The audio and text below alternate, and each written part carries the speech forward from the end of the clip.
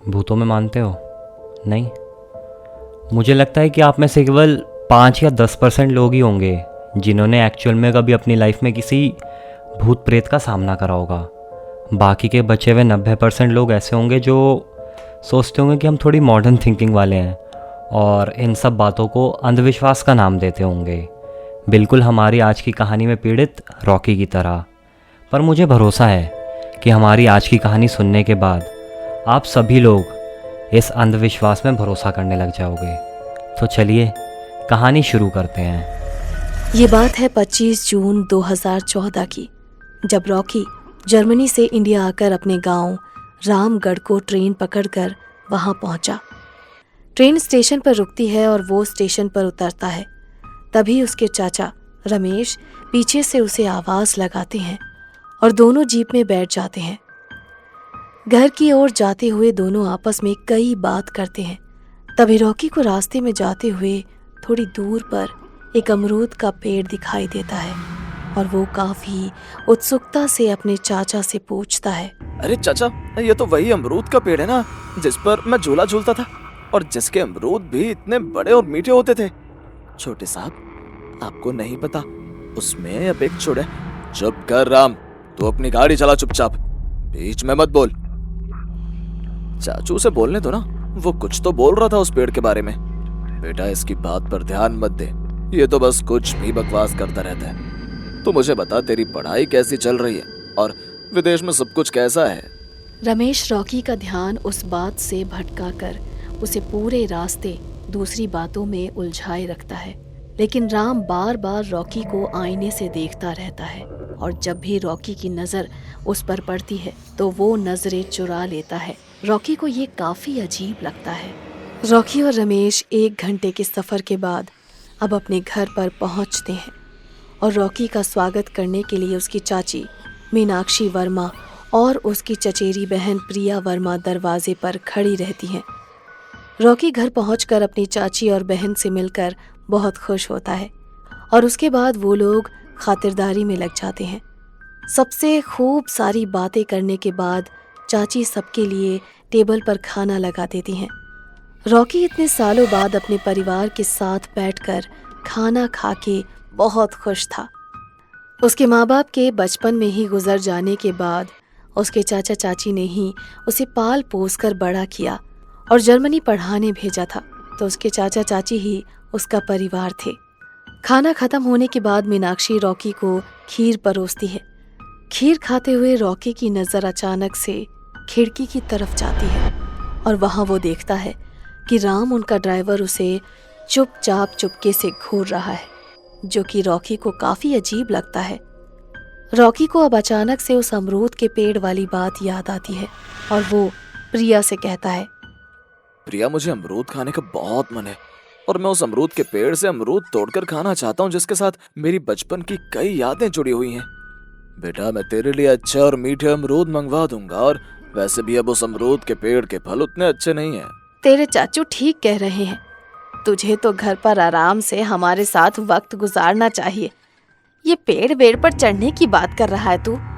Rocky को उसके चाचा चाची की बातें अजीब लगती हैं और वो उनसे पूछता है, आप लोग कहीं मुझसे कुछ छुपा तो नहीं रहे? और अगर कोई प्रॉब्लम है तो मुझे सच सच बताओ ना। सब कुछ ठीक है और ऐसी कोई बात नहीं है। इतना कहकर रॉकी और बाकी सब अपना खाना खत्म करके टेबल से उठ जाते हैं। उसके बाद रॉकी और प्रिया घर से बाहर टहलने निकलते हैं और फिर झूले पर झूलने लगते हैं। रॉकी प्रिया से फिर से पूछता है कि क्या कोई ऐसी बात है जो सब लोग उससे छुपा रहे हैं, लेकिन प्रिया साफ इनकार कर देती है। थोड़ी देर बाद सब लोग अपने अपने कमरे में सोने चले जाते हैं और रॉकी पूरी रात यही सोचता रहा कि आखिर बात क्या है, और ऐसा सोचते सोचते कब उसकी आंख लग गई उसे पता ही नहीं चला। सुबह दरवाजे की एक दस्तक से रॉकी की आंख खुलती है और वो अपनी आंखों को मलते हुए उठता है और दरवाज़ा खोलता है तो देखता है कि बाहर मीनाक्षी खड़ी है। गुड मॉर्निंग बेटा। गुड मॉर्निंग चाची। अच्छा बेटा, मैं और तुम्हारे चाचा एक काम से जरा बाहर जा रहे हैं, हमें आने में रात हो जाएगी और प्रिया भी कॉलेज गई है। तुम्हारे लिए खाना बनाकर रखा है, जब मन हो खा लेना, और अगर कहीं दोस्तों से मिलने जाना है तो शाम से पहले पहले ही आ जाना। ठीक है बेटा? ठीक है चाची, आप लोग आराम से जाओ। मीनाक्षी और रमेश अपने काम के लिए निकल जाते हैं और रॉकी खाना खाकर और थोड़ी देर टीवी देखने के बाद अपने दोस्तों से मिलने निकल पड़ता है। तभी अचानक से उसके सामने उसका एक पुराना दोस्त श्याम आ जाता है।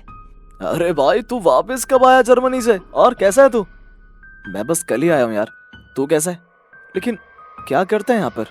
बस अपने पिताजी की खेतों की देखरेख करता हूँ। लेकिन तू मेरे साथ घर चल, वहां चलकर कुछ पुरानी यादों को ताज़ा करेंगे। रॉकी को अब अचानक से वही अमरूद के पेड़ वाली बात याद आ जाती है।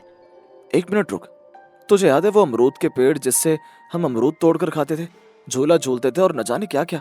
उस अमरूद के पेड़ का कोई बहुत बड़ा राज है जो सब मुझसे छुपा रहे हैं। तुझे पता है क्या उस बारे में कुछ? रॉकी की ये बात सुनते ही श्याम के चेहरे का रंग ही उड़ जाता है। ऐसा कुछ नहीं है यार, तू ये सब छोड़ना। चल हम मिलकर कचौड़ी खा के आते हैं जल्दी से। झूठ मत बोल मुझसे श्याम, मैं जानता हूँ तुझे सब पता है। तेरे हाव भाव ये बता रहे हैं कि तुझे सब पता है। चुपचाप मुझे सब बता दे, वरना मैं खुद वहां जाकर पता लगाता हूँ। नहीं नहीं यार, ऐसी गलती मत करना भाई। मैं तुझे सब बताता हूँ, लेकिन वादा कर तू इस बारे में किसी से बात नहीं करेगा और वहां जाने की सोचेगा भी नहीं। ठीक है? तो मुझे बता क्या बात है।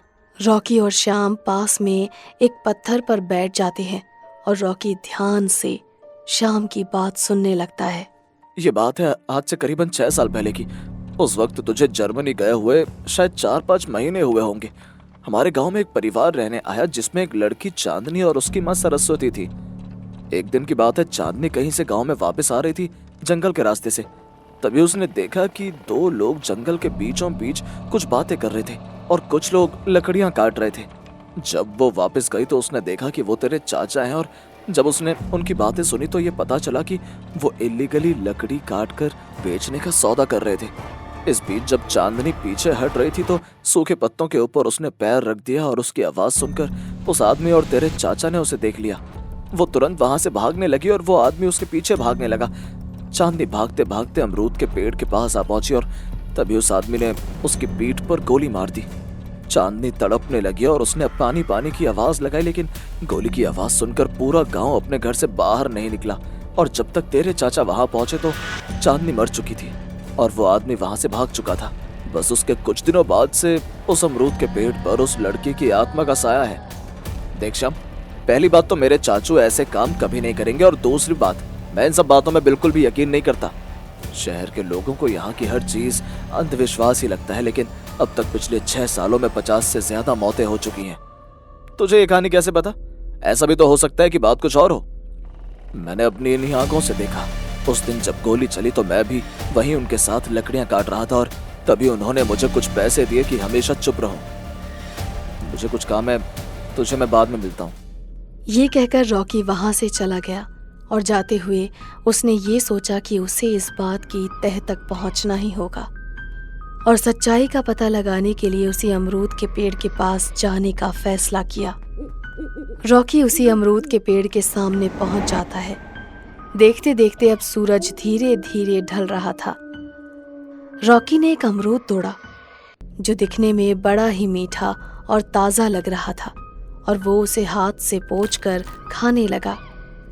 अमरूद का टुकड़ा मुंह में रखते ही उसे बहुत ही गंदी महक आई और स्वाद ऐसा लगा जैसे उसने कोई सालों पुराना सड़ा हुआ अमरूद खाया हो।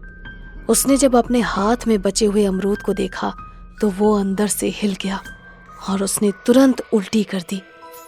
उसने देखा कि अमरूद अंदर से पूरी तरह से लाल और काला पड़ चुका है और उसमें से छोटे छोटे कीड़े निकल रहे थे। उल्टी करने के बाद रॉकी ने अपने आप को संभाला ही था कि अचानक से उसे लगा उसके सर पर कुछ गिरा है। जब उसने ऊपर देखा तो वो हक्का बक्का रह गया। वहां पर एक लड़की उल्टी लटकी हुई थी जिसका मुंह खुला हुआ था और उसके मुंह से टप टप खून की बूंदें टपक रही थी। रॉकी के चीखते ही उस चुड़ैल ने अपनी लाल आंखें खोली और पलक झपकते ही उसके सामने वो चुड़ैल आ जाती है और एक बहुत ही भयानक हंसी हंसती है। कौन हो तुम? कौन हो तुम? अभी कुछ ही वक्त पहले तो तुम्हारे दोस्त ने मेरे बारे में बताया था। मैं चांदनी हूँ। वहीं दूसरी ओर रॉकी के घर पर सब बहुत परेशान होते हैं क्योंकि रॉकी का कोई अता पता नहीं है। और तभी वहां पर श्याम आ जाता है। अरे क्या हुआ? आप लोग इतना परेशान क्यों हैं? रॉकी अभी तक घर नहीं आया और उसका कोई अता पता नहीं है। पता नहीं कहाँ चला गया वो। तूने देखा क्या उसे? हाँ, हम दोनों ने दोपहर तो बात की थी, लेकिन उसके बाद उसने मुझे कहा कि उसे कोई काम है और फिर वो चला गया। कहाँ गया? कुछ बताया? तभी वहां पर ड्राइवर आता है। वो उस अमरूद के पेड़ के पास है। मैंने देखा है उसे वहां पर कुछ देर पहले। लेकिन मैं एक तांत्रिका को जानता हूँ जो छोटे मालिक को बचा सकते हैं।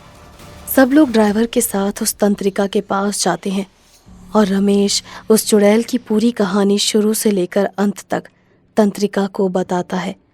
तंत्रिका सब कुछ सुनने के बाद उनके साथ चलती है उसी पेड़ के पास रॉकी को बचाने के लिए। तंत्रिका और बाकी सब वहां पर पहुंच जाते हैं। वहां पहुंचकर सब लोग रॉकी को दूर से ही आवाज लगाते हैं क्योंकि रॉकी के पास जाने की किसी की भी हिम्मत नहीं होती। मीनाक्षी जाने की कोशिश करती है, लेकिन जैसे ही वो जरा करीब जाती है पेड़ से बहुत बड़ी डाली गिर जाती है और वो पीछे हट जाती है। कोई भी यहाँ से आगे मत जाओ, ये चुड़ैल बहुत ताकतवर है। मैं यहाँ एक घेरा बनाती हूँ, इसके बाहर मत जाना और मेरे हवन में कोई विघ्न मत आने देना। अब मैं उस पेड़ के सामने जा रही हूँ इस अभिमंत्रित पानी को उस पर छिड़कने के लिए, लेकिन ध्यान रहे तुम लोग गलती से भी घेरे से बाहर मत आना, वरना मैं भी नहीं बचा पाऊंगी। जब मैं कहूँ तभी यहाँ से जाना। तंत्रिका उस पेड़ के चारों तरफ अपने कलश का पानी छिड़कते हुए घेरा बनाती है और उस घेरे में जाकर आंखें बंद करके कुछ मंत्र पढ़ती है, लेकिन उसकी आंखें खुलती हैं जब वो पीछे के लोगों की चीखें सुनती है। जैसे ही उसकी आंखें खुलती हैं तो उसे दिखाई देता है कि रॉकी उसके ठीक सामने खड़ा है और उसे गुस्से से देख रहा है। रॉकी की आंखें पूरी तरह से काली पड़ चुकी थी और उसके दांत बड़े और नुकीले होकर कुछ लंबे हो चुके थे। तंत्रिका ने अपने कलश से अभिमंत्रित पानी के कुछ छींटे उस पर मारे। रॉकी के अंदर से चांदनी का वो साया एक झटके में बाहर आ गया और रॉकी वहीं पर बेहोश हो गया। कौन है तू और इतने सालों से गांव के लोगों की जान क्यों ले रही है? क्या चाहिए तुझे आखिर? मुझे बदला चाहिए। मेरे साथ जो नाइंसाफी हुई है मुझे उसका इंसाफ चाहिए, वरना मैं किसी को नहीं छोड़ूंगी। तेरी कहानी मैं सुन चुकी हूँ। मुझे पता है कि तेरी कोई गलती नहीं, लेकिन तूने भी गलत काम किया है। जो इतने सालों से तू गांव के लोगों को मार रही थी, उनका तो कोई कसूर नहीं था। मैं तुझसे वादा करती हूँ, तुझे इंसाफ दिलाकर मुक्ति दिलाऊंगी।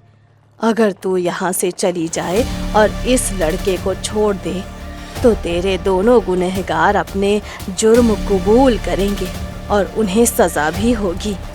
ठीक है, अगर ऐसा है तो मैं इन सबको छोड़ दूंगी। इनके जुर्म कबूल करने से ही मेरी आत्मा को मुक्ति मिलेगी।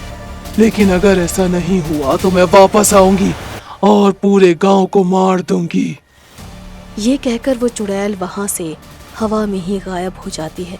तांत्रिका रमेश से कहती है कि वो अपना जुर्म कबूल कर ले और उन्होंने वैसा ही किया और उनकी और श्याम की गवाही से वो दूसरा आदमी भी पुलिस को मिल गया। दोनों को जेल की सजा हो जाती है। रमेश और उस आदमी के अरेस्ट होते ही चांदनी की आत्मा को शांति मिल गई और वो अमरूद का पेड़ अब फिर से पहले जैसा हो गया। तांत्रिका ने वहां पर गांव के लोगों से एक छोटा सा शिव मंदिर बनवाया और वहां पर खुद पूजा करने लगी। रॉकी कुछ दिनों बाद जर्मनी लौट गया और गांव अब पहले की तरह खुशहाल हो गया। तो दोस्तों, ये थी रॉकी की कहानी, जिसको भूत प्रेतों पर बिल्कुल भी यकीन नहीं था, पर अपनी मौत को इतने करीब से देखने के बाद उसे बहुत ही अच्छे से यकीन हो चुका था। अगर आपको ऐसी और कहानियाँ सुननी हो तो वीडियो को लाइक, शेयर और चैनल को सब्सक्राइब करना ना भूलें। हम फिर मिलेंगे अगले हफ्ते ऐसी एक और कहानी के साथ। तब तक के लिए अलविदा।